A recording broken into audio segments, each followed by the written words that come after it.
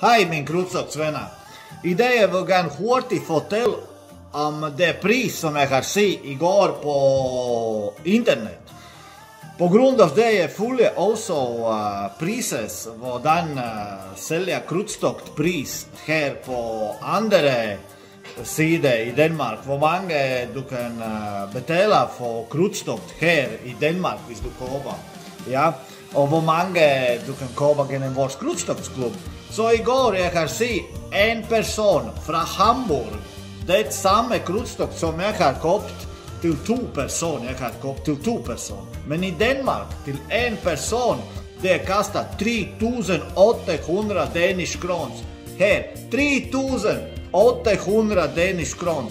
Jeg har købt det samme krudstokt gennem vores krudstoktsklub på 3.500 Danish kroner til 2 personer. Så du ser forskel. Vil du gerne betale dobbelt til en person? Værsgo, find din krudstokt her i nærheden. Men hvis du vil gerne købe det samme krudstokt og spare halv pris og tjene en ekstra mand sammen med dig, så kom i vores krudstoktsklub. Her er min hjemmeside. Læse om mig. Det er min telefonnummer. Og kom i krudstoktsklub. Opspar din ferie. Få din rabat. Og godt nytår. Vi ses der.